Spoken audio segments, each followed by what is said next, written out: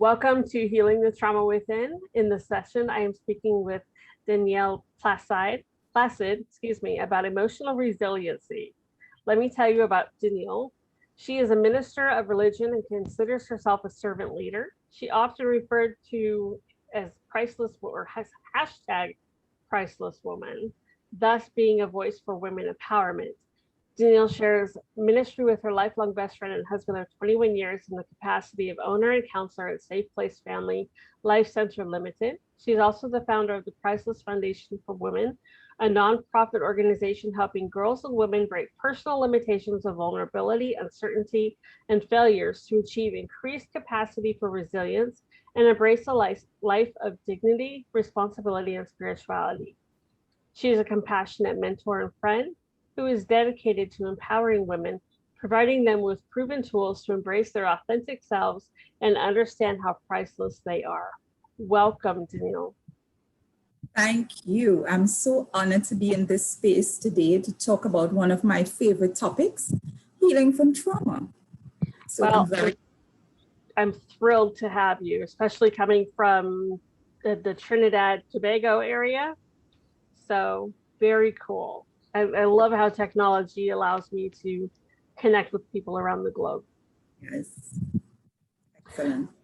So let's start off with talking about emotional resiliency. What exactly do you mean by that? Emotional resiliency refers to your ability after you being at the place of pain or hurt.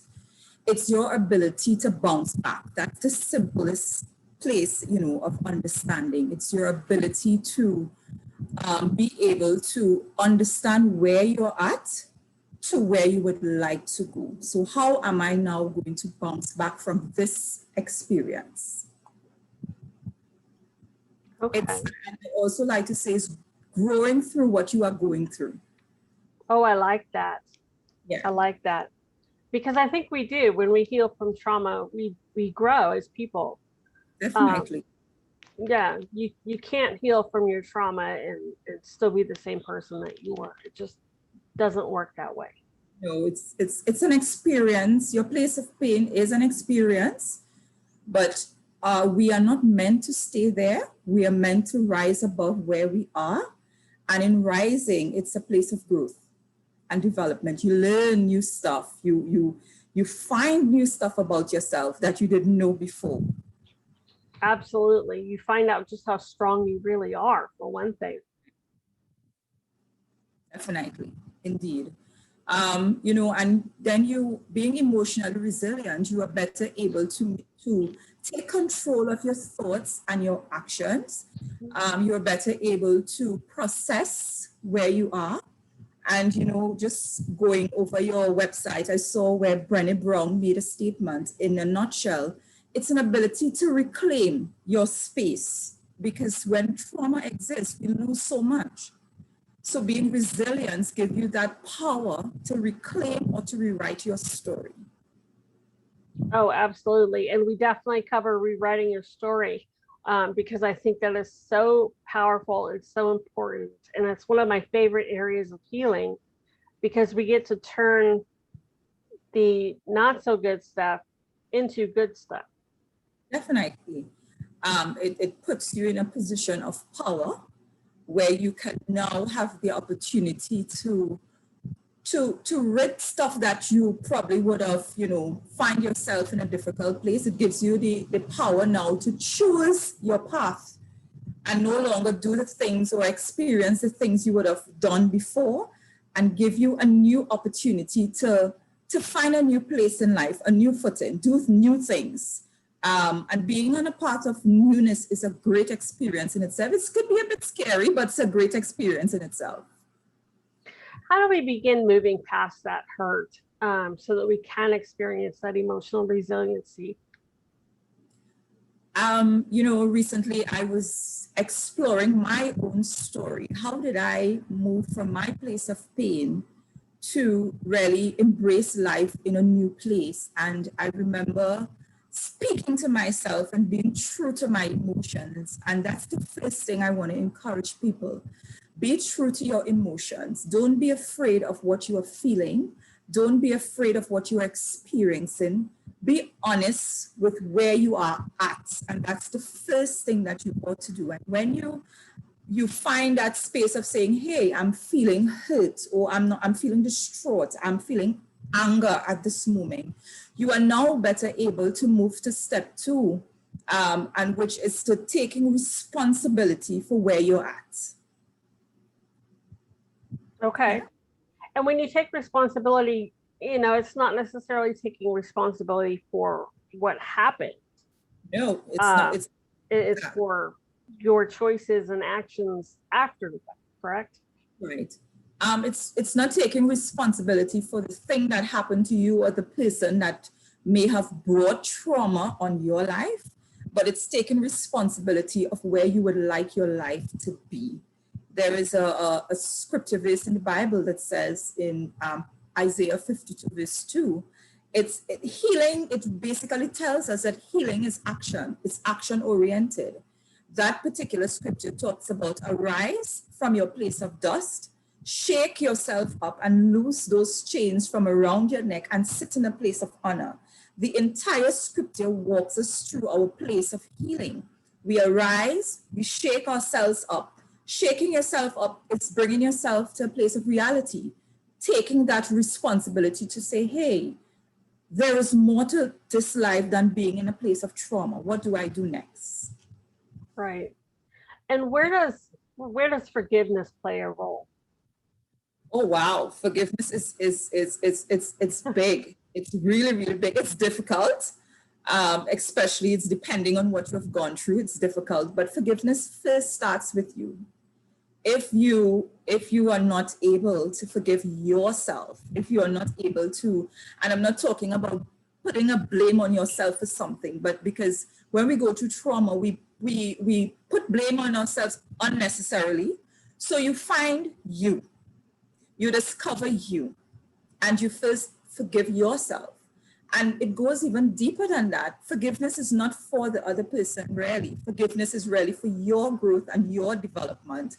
They are part of the process, and there are some situations that you may not be able to ask someone for forgiveness because depending on the trauma that you have been through. But it's also incorporating and saying, hey, I have forgiven that person, because when we don't forgive, we are stuck. Yeah. That is true. That is true. I find it hard to forgive myself. Right.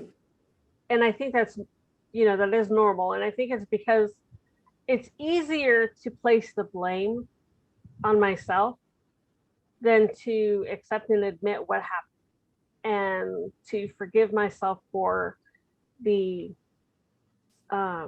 negative things that I've said and done. Definitely, and I like what you said, because in the midst of all the chaos that goes on in our lives, it is very easy to take our thought pattern and we beat up on ourselves, we say things for ourselves, our favorite words are why and what ifs, and all those negative connotations comes in the midst there. And that is why it's healthy to reclaim your space, it's a process of rethinking where you are, rewriting your story, and then being able, because if we don't change our thought patterns, we will still be stuck. So changing your thought patterns also include forgiveness of your place. As difficult as it may be, we must be able to forgive ourselves. Oh, I agree. I completely agree. How do we begin to change those thought patterns? Oh, well, and I can talk from personal experience. Many a times when we face experiences, we are waiting for someone to come and rescue us. Yeah. And sometimes people just don't show up, or the wrong person may show up. Mm-hmm. So from personal experiences, I like to affirm who I am. And affirmation does that. It's taking those negative thought patterns, understanding that you were born for more. We are born to do more, and life is full of possibilities. So it's simply saying, listen, I didn't deserve this, or my life is not my condition. and replacing it with something positive. So you are basically using words of affirmation to reframe your thinking. I love affirmations. They are Yes. so powerful. Yes. I also love filling my days with, motivational quotes or Right. inspirational quotes. Things Yeah. things that will change my mindset from a negative mindset to a positive mindset. Yeah, and one of the things that I learned throughout my journey and my experience was something significant, that wounds that are not healed, or those wounds that are hidden, it's very easy for us to bleed out on those who did not cut us. So we have to touch those wounds, and we have to now go to those places so that we will not in ourselves be more infected or affect the lives of others. So words of affirmation help you to heal those wounds and to reaffirm that life is beyond your place of hurt. Oh yes, absolutely. And it also it changes literally our Yes, brain. It yes, literally changes our brain. definitely. Yes, it does. Literally comes, you're no longer able to and there are some things that we do when we are in a place of hurt. We do two things. We either medicate the hurt, we meditate on it, or we even motivate it. And basically it's either we feed our pain, we focus on it too much, or we fuel it with something else. And what affirmations does, it takes the place of you fueling that pain into something negative. It takes the space of you feeding your pain and bringing something positive, and it also gives you an opportunity to refocus where you are. Right. Right. Yeah. Yes, So definitely. now we've started to kind of turn our minds a little bit. Let's get into rewriting our story a bit. How do we go about that? I would like to say to persons that rewriting your story is not allowing yourself to make your past your present situation. Don't make your past your present situation. Again, there is life after trauma. Don't, I'm not saying to forget what you experience, but then we must be able to manage or to control how much we dwell on those areas. So rewriting your story is simply taking the script of your past, taking that and now getting a new page in life and saying, this is what I experienced, this is what I would like to experience now. And it's shifting you as a person, giving you the space and the opportunity to define what you want and what you would like to experience. And those experiences in rewriting your story, words of affirmation, I love to journal. Journaling gives you an experience to put your thoughts on paper and to actually see where you can be.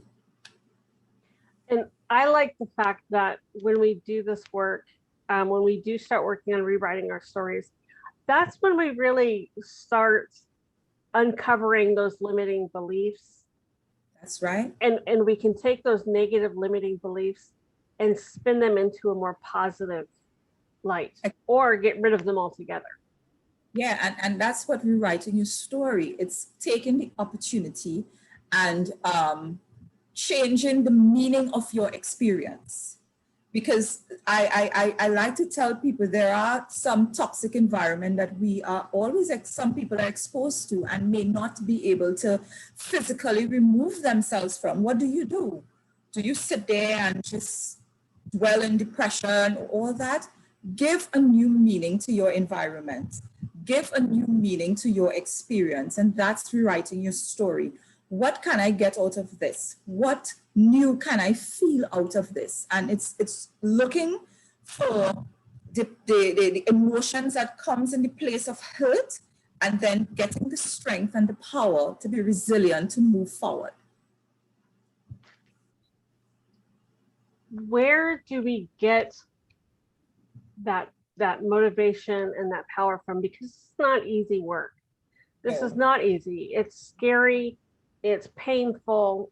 it sucks. It's So where do we where do we get that motivation and that drive to, do this? it and truth be told, it really sucks. It's It painful. does. It's scary. It's not somewhere that you would like to go. It gives you a wilderness experience. But to get the strength, you may not be able to do it on your own. So I encourage person, you can find a safe space of counsel. These programs like yours, find yourself, put yourself in spaces where other persons may have crossed that journey already. So it's a number of things that you can do. Find yourself in good counsel and where you can express yourself in safety. You can journal, you can find ways of affirmation, you could be part of support groups, you could be it's part of groups that promote wellness. So it's a number of, it's not just one thing that you say, I find this thing and it's going to work to give me the strength. And most importantly, you must want to find that strength. Absolutely. I agree.